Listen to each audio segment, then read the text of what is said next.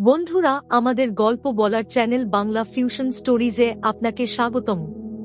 আমাদের এই গল্পের নাম হৃদয়ের টান। কেমন আছেন প্রিয় বন্ধুরা? আজকে আমরা নিয়ে এসেছি এক মনোমুগ্ধকর প্রেমের গল্প, যেখানে এক সাধারণ গ্রামের ছেলে শহরের নামকরা কোটিপতি মেয়ের প্রেমে পড়ে। এই শহরের অভিজাত মেয়েটি কি তাকে গ্রহণ করবে, নাকি তাকে অবহেলা করে দূরে সরিয়ে দেবে? আসুন গল্পের শুরুটা দেখি।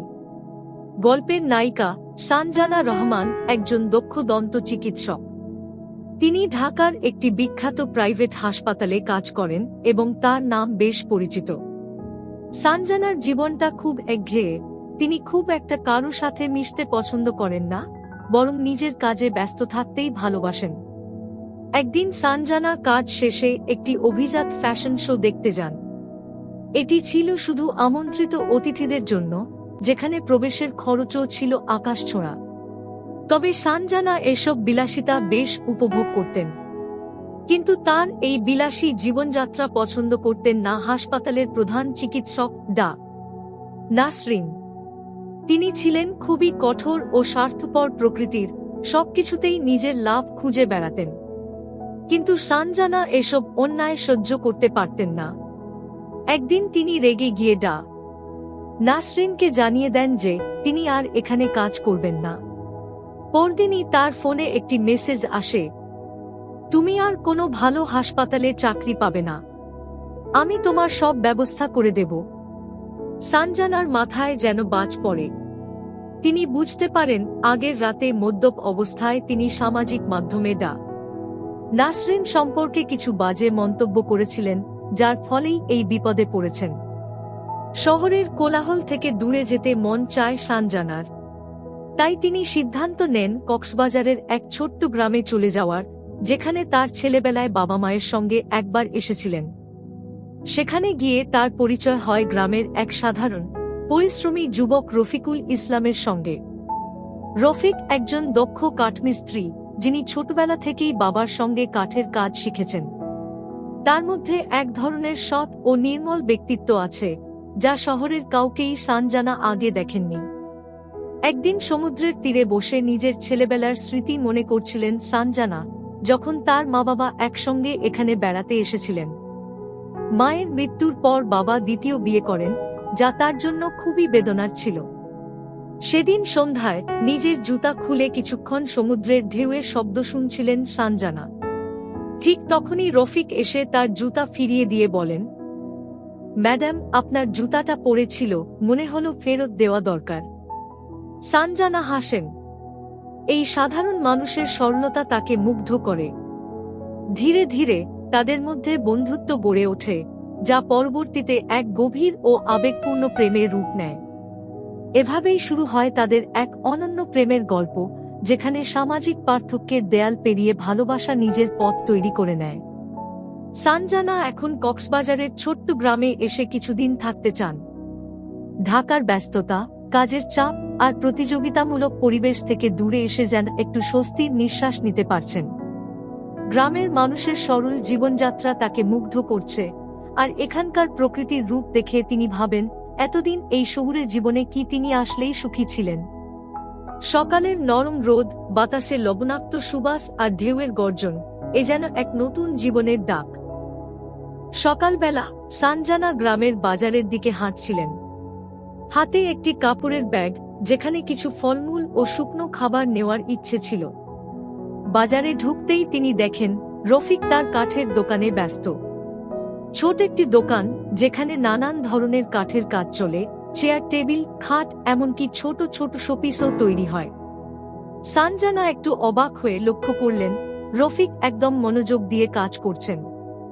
কাঠের টুকরো কেটে নিখুঁতভাবে ফিট করছিলেন, যেন প্রতিটি অংশের সাথে তার এক অন্যরকম সম্পর্ক রয়েছে।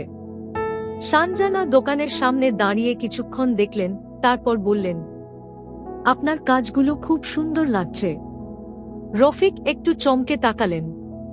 তার অভ্যাস নেই শহুরে মানুষদের কাছ থেকে এমন প্রশংসা পাওয়ার। ধন্যবাদ ম্যাডাম, এগুলো আমার ছোট্ট চেষ্টা। সানজানা হাসলেন। আমি সানজানা, কিছুদিনের জন্য এখানে এসেছি। রফিক মাথা নেড়ে বললেন, জানি, আপনাকে আগের দিন সমুদ্রের ধারে দেখেছিলাম। সানজানা অবাক হলেন, তাই নাকি? তাহলে তো আপনি আমাকে প্রথম দেখে ফেলেছেন। রফিক একটু হেসে বললেন, আপনি শহরের মানুষদের মতো নন, কিছুটা আলাদা। সানজানা একটু চুপ হয়ে গেলেন। সত্যিই কি তিনি শহরের মানুষদের মতো নন, নাকি এই জায়গাটা তাকে বদলে দিচ্ছে? এরপর থেকে সানজানা প্রায় প্রতিদিন রফিকের দোকানের সামনে দিয়ে হাঁটেন। কোনোদিন দাঁড়িয়ে কিছুক্ষণ গল্প করেন, কোনোদিন শুধুই কাজ দেখেন। রফিকও ধীরে ধীরে স্বাভাবিক হতে শুরু করলেন, তার মনে কোথাও যেন একটা নরম অনুভূতি তৈরি হচ্ছে। একদিন বিকেলে সমুদ্রের ধারে বসে রফিক বললেন, আপনি কি কখনো কাঠের কাজ শিখেছেন?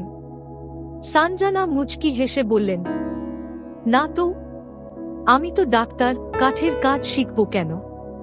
রফিক বললেন, সবাই ভাবে কাজের ধরন ঠিক করে দেয় আমরা কি শিখব, কিন্তু শিখতে কি কোনো বাধা থাকা উচিত?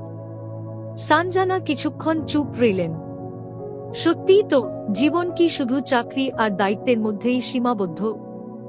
যদি তাই হয়, তাহলে তিনি কেন এই গ্রামে এসে মুক্তি অনুভব করছেন? সেদিন সন্ধ্যায় ঢেউয়ের শব্দের সাথে মিশে যাচ্ছিল তাদের কথোপকথন। দুজনেই অনুভব করছিলেন তাদের মধ্যে এক নতুন বন্ধন তৈরি হচ্ছে, কিন্তু এটি কি শুধুই বন্ধুত্ব, নাকি তার চেয়েও গভীর কিছু? গল্পের পরবর্তী অধ্যায় খুলে দেবে এই প্রশ্নের উত্তর। সানজানার গ্রামের জীবন এখন অনেকটাই স্বাভাবিক হয়ে উঠেছে। শহরের ব্যস্ততা, হাসপাতালের কোলাহল, অভিজাত সমাজের যান্ত্রিক জীবন থেকে দূরে এসে তিনি যেন নিজের এক নতুন পরিচয় খুঁজে পেয়েছেন। এই কদিনে রফিকের সঙ্গে তার সম্পর্ক আরও ঘনিষ্ঠ হয়েছে। প্রতিদিন বিকেলে তারা সমুদ্রের ধারে বসে গল্প করেন। কখনো জীবনের কথা, কখনো ভবিষ্যতের স্বপ্ন, কখনো বা শুধুই নীরবতা ভাগাভাগি করেন। কিন্তু এই সম্পর্কের নাম কি?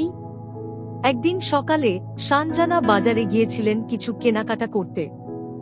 সেখানে হঠাৎই গ্রামের কয়েকজন বয়স্ক মহিলা তার দিকে তাকিয়ে হাসাহাসি করছিলেন।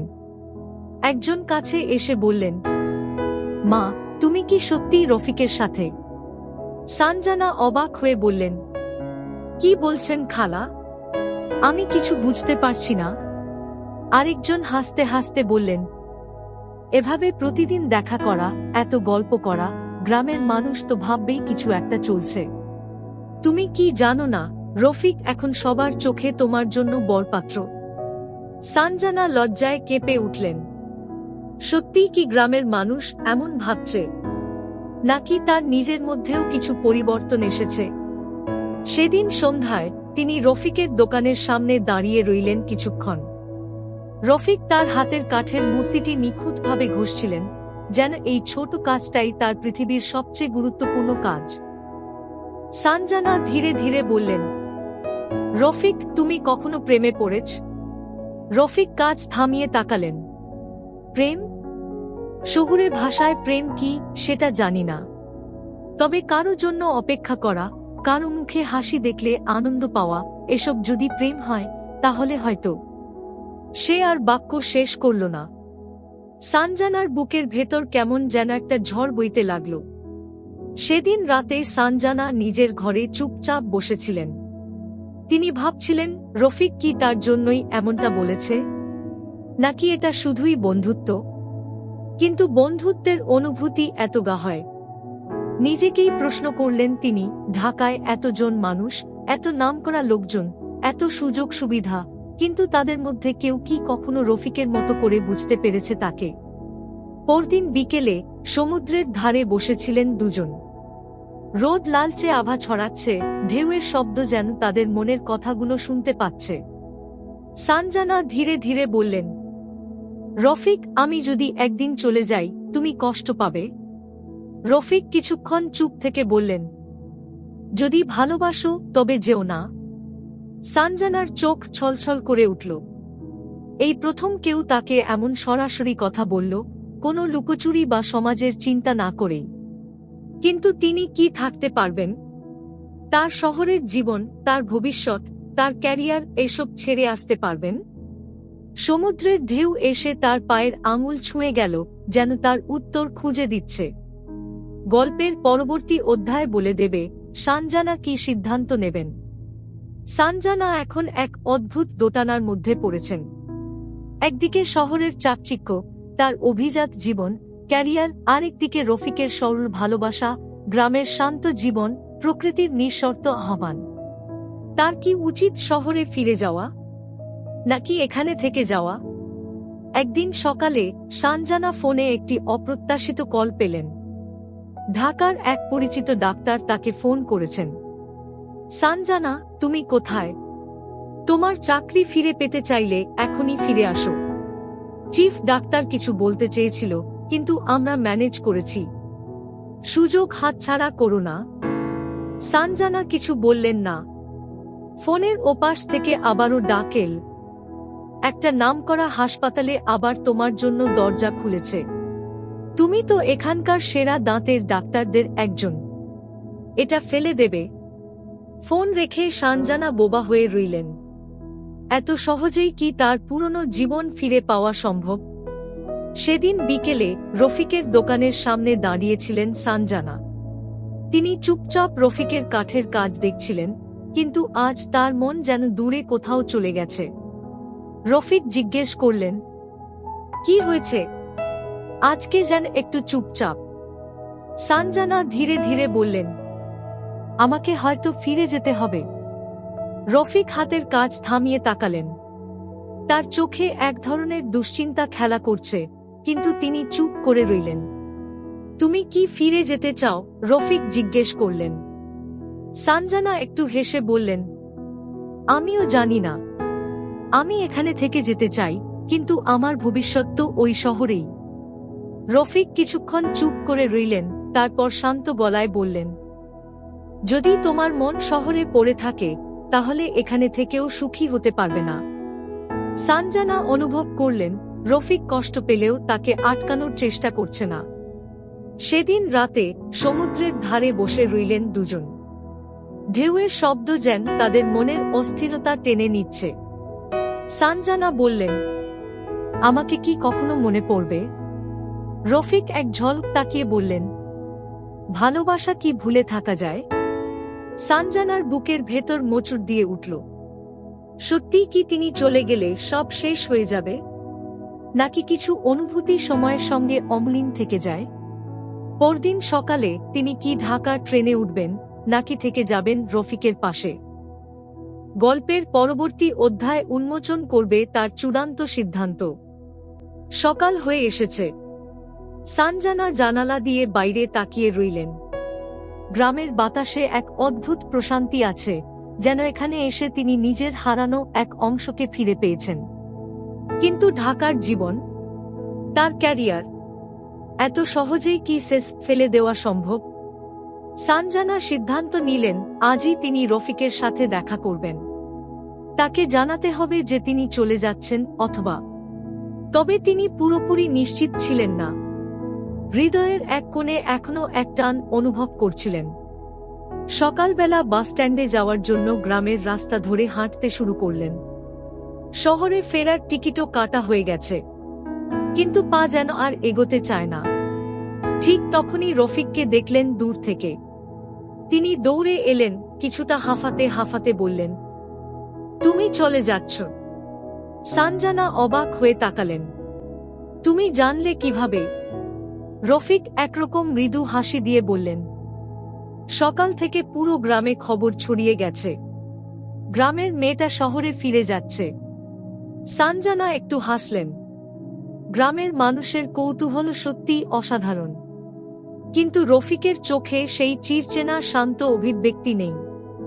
তার চোখে কেমন একটা অব্যক্ত কষ্ট, যেন তিনি জোর করে কিছু লুকোতে চাইছেন। তুমি কি চাইছো আমি থেকে যাই? রফিক কিছুক্ষণ চুপ থেকে বললেন, আমি চাই তুমি সুখী থাকো। সেটা যদি শহরে ফিরে গিয়ে হয়, তাহলে ফিরে যাও। সানজানা আরও অবাক হলেন। তুমি আমাকে একবারও থামাবে না? রফিক মৃদু হেসে বললেন, ভালোবাসা কখনো কারো পথ আটকে রাখে না। আমি চাই তুমি নিজের সিদ্ধান্ত নিজেই নাও। যদি সত্যিই মনে হয় এখানে থেকে যাওয়া সম্ভব নয় তাহলে যাও, কিন্তু যদি মনে হয় তোমার হৃদয় এখানে পড়ে আছে তাহলে থেকো। সানজানা চুপ করে রইলেন। তার বুকের ভেতর যেন ঝড় বয়ে যাচ্ছিল। বাস আসার সময় হয়ে গেছে। সবাই দাঁড়িয়ে আছে, শহরে ফেরার যাত্রীরা ব্যাগ গুছিয়ে প্রস্তুত। সানজানা একবার রফিকের দিকে তাকালেন। রফিক মাথা নিচু করে আছেন, তার হাত মুঠো হয়ে আছে, যেন তিনি কষ্ট চেপে রেখেছেন। সানজানা এক ধাপ এগিয়ে গেলেন। তার ট্রেনের টিকিট হাতে ধরা, এক পা সামনে। হঠাৎ তিনি থেমে গেলেন। তার ভেতরে যেন কিছু একটার পরিবর্তন হতে শুরু করল। রফিকের মুখের দিকে তাকিয়ে তিনি বুঝতে পারলেন, তার ভালোবাসা শুধু একটা শহরের চাকরি, ক্যারিয়ার বা বিলাসবহুল জীবন নয়। তার ভালোবাসা এখানে, এই সমুদ্রের ধারে, এই স্বর্ণ মানুষটির পাশে, যার ভালোবাসায় কোনো শর্ত নেই।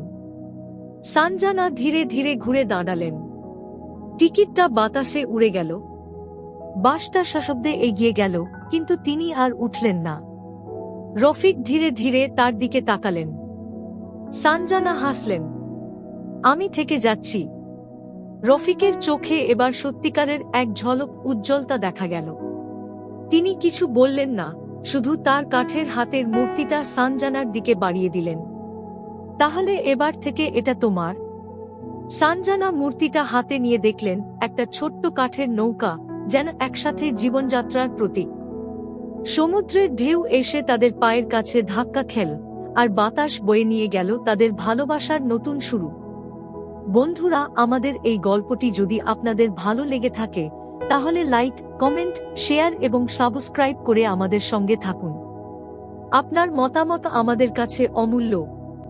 যদি কোনো নির্দিষ্ট গল্পের অনুরোধ করতে চান তাহলে অবশ্যই জানাতে ভুলবেন না। শুনতে থাকুন, অনুভব করুন, আর আমাদের সঙ্গে ভালোবাসার এই যাত্রায় থাকুন। ধন্যবাদ, ভালো থাকুন, সুস্থ থাকুন।